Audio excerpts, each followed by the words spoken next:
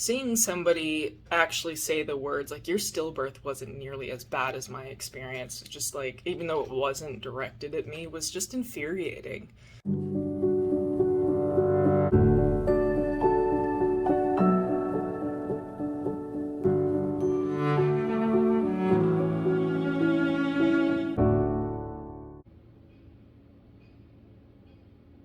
I don't want to do this. I do not want to do this. But I've been putting it off for far too long. It is time to go Christmas shopping. We weren't planning on getting like a ton of presents for each other because we got that treadmill, but now just a few more presents that are for me than there are for Kameron. And well, I'm competitive. He has to have more than me.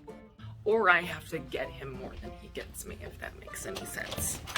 I had decaf coffee this morning, so I'm feeling, pretty depressed. What else? Cognitively, just not here at all. And we'll see how that affects me. So I tend to get sensory overload in especially like shopping environments that have people being somewhat aggressive.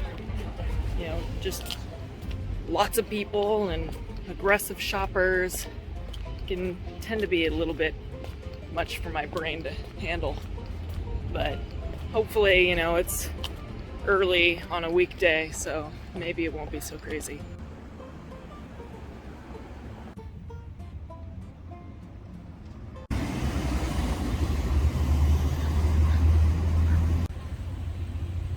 Well, this bus is taking forever, so I think I'm gonna take more artistic shots of discarded trash that I find.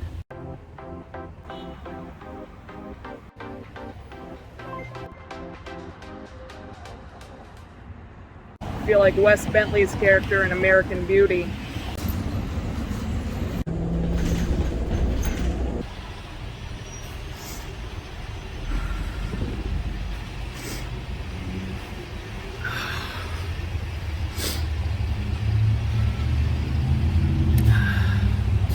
Sorry if it's loud. I was just on the bus and I don't know why my anxiety just started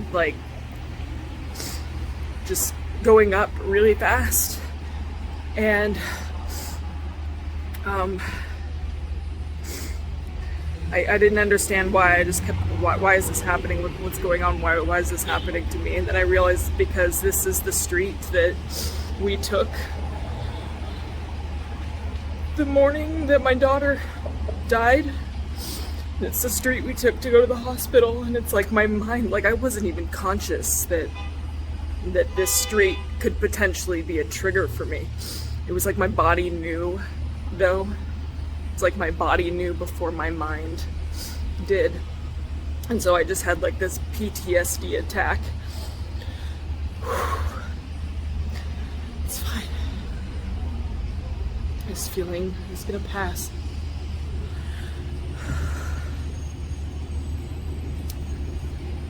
I didn't even think that this was something that was gonna happen.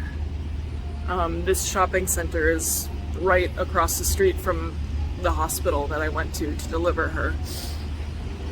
And I've been fine for days. Absolutely fine. And like this trigger just hit me like a fucking 18-wheeler, and I wasn't even conscious of it until I don't know, it's like my brain caught up or something. And I'm starting to feel better talking about it. Wow.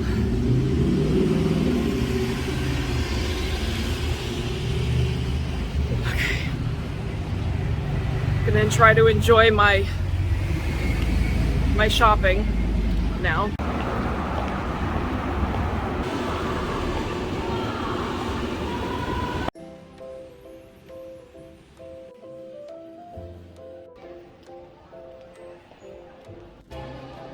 Ooh, I really tried. In Macy's, They were playing 3 different Christmas songs as loud as possible. So there was the third one playing on the second floor, and then there was by the beauty section, and then by the handbag section, 2 different things playing like different Christmas songs at very high volumes.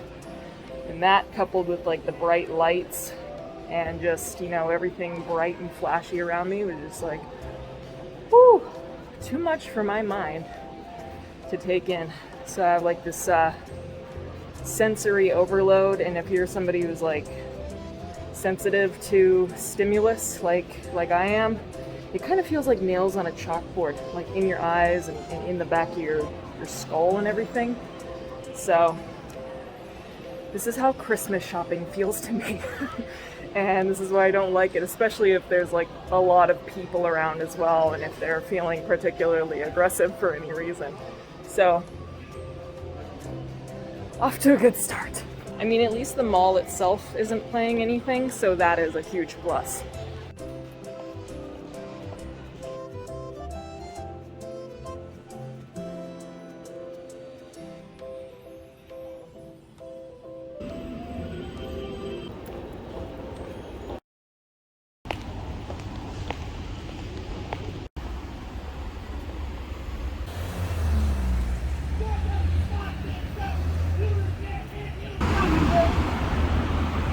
I hope the bus gets here quickly. Approaching Beverly and Crescent Heights.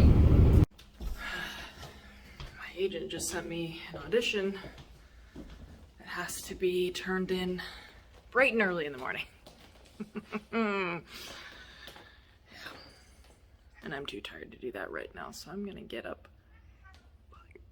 early in the morning and do that. What's up? What's with all these toys everywhere, huh? You guys hungry? It's dinner time?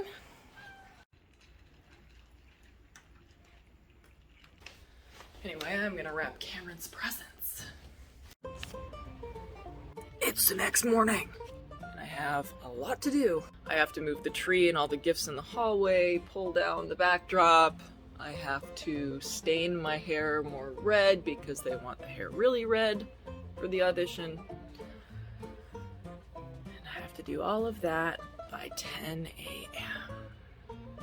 Got me some conditioner and some staining hair dye. I know it's not real hair dye, don't judge me. Do what I want. Hopefully that gets a little redder over the next 45 minutes.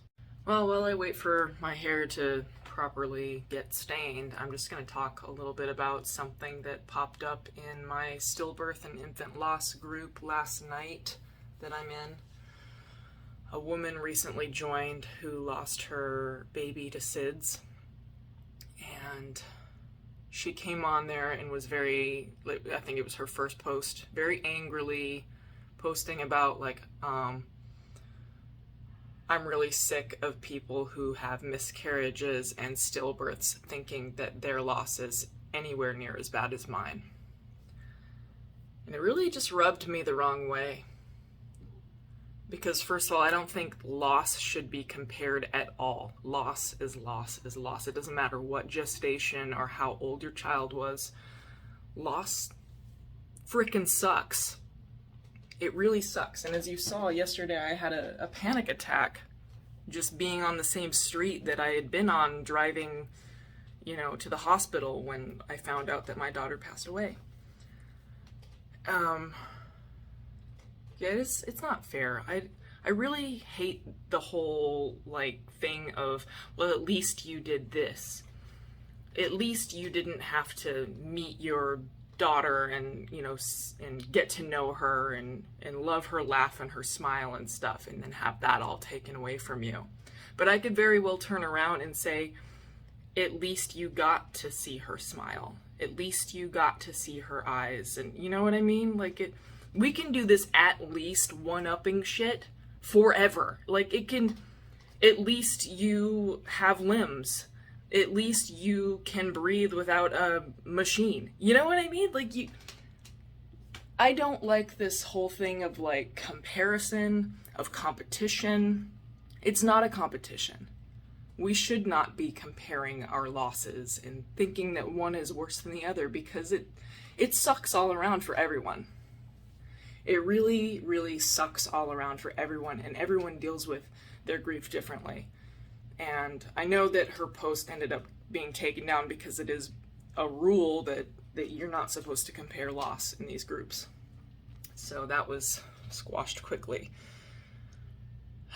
But yeah, it just, seeing somebody actually say the words, like, your stillbirth wasn't nearly as bad as my experience, just like, even though it wasn't directed at me, was just infuriating. Because I did know my daughter, you know? I knew so much about her and her personality. And it's like, to minimize that is just really disgusting. I understand she was having a really rough day probably, and I understand that, absolutely. But for me, it's like, I've never been, or at least I've caught myself when I've felt that way, like, at least you have living children, you know what I mean? I've felt myself feel that, but I've never said that to somebody. Like, yeah, it's just, I guess that was just me venting, you know? Yeah. Gonna hopefully not drip this stuff all over the floor while I try to move things now. Okay, you know what? No, I'm not done ranting, because I've just been having a lot of feelings, like, just beneath the surface, maybe not even consciously, and they're just starting to you know, come out. Like, maybe it was a seed embedded in there, and now it's been growing and growing, and it's coming out as I drip all the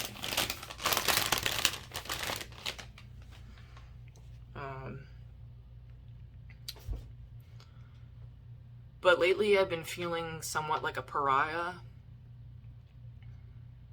I don't know if it's like other people think that stillbirth is contagious or something, or, you know, they don't want to associate with somebody who has had unfortunate things happen to them. But yeah, I feel like a lot of people that used to come up to us and talk to us and were cordial are no longer doing that when there's like social gatherings and whatnot, and they're like staying as far away as possible and like looking over and talking. And I don't know if they're talking about us, you know, but it's like, I do notice a marked difference of people just not coming up to even say hello anymore. And then also, like, people that I thought were close friends, or even, you know, pretty frequently contacted acquaintances, they do not talk to me anymore. And I don't know if it's just like they don't want to deal with reality, or they think that everything's just going to be sad or something. But it's not like I've sought them out and been like, hey, let me talk about my dead baby. You know what I mean? I talk to them about normal things, but I just have noticed that the contact has dropped off, like, little by little by little, and then now it's just completely no contact at all. And I don't know what that is. Maybe they don't know how to deal with their feelings around me losing my baby, or I don't know. But it sucks, and the people that have been there for me every single day are not surprising to me, but it just further like shows me who my actual people are.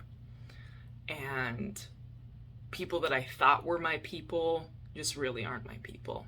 You know what I mean? That's all. Now I'm gonna try to stop dripping and go move the tree. One day, I'm gonna live somewhere nicer and bigger. Okay, now that that's done, bring down the backdrop.